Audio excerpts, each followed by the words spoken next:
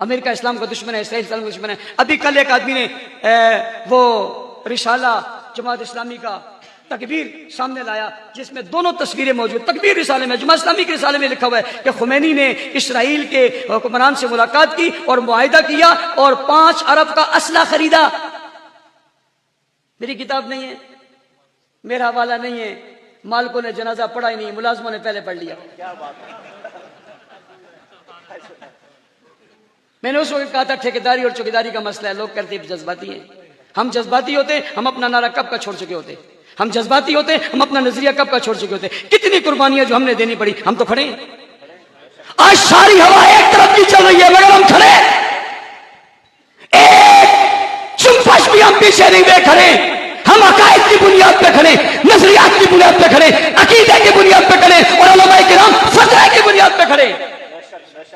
देखो हालात की वजह से लहजा बदल सकता है, अल्फाज बदल सकते हैं, जुमले बदल सकते हैं, रोड बदल सकते हैं, घर बदल सकते हैं, शहर बदल सकता है, बस्ती बदल सकती है, मगर फतवा नहीं बदल सकता। ऐसा ही है। फतवा जज्बात की बुनियाद पे नहीं दिया जाता, फतवा दुश्मनी की बुनियाद पे नहीं दिया जाता, फतवा ताल्लुक की बुनियाद पे। भाई फतवा हकायक की और हकीकत की बुनियाद पे दिया जाता है। फतवा मैंने नहीं दिया, फतवा मेरे बुजुर्गों ने दिया। मैं मानता हूं मेरे बुजुर्गों ने फतवा हकीकत पे दिया। हालात से फतवे नहीं बदलते। हाँ, कम बोलेंगे, थोड़ा बोल लेंगे, कभी बोलेंगे कभी नहीं बोलेंगे, फतवा तो वही रहेगा। उलमाए किराम बदल सकते हैं, फतवा बदल सकते हैं। फतवा तहकीक की, अगर फतवा बदलने लग जाए तो फतवे की हैसियत क्या रही।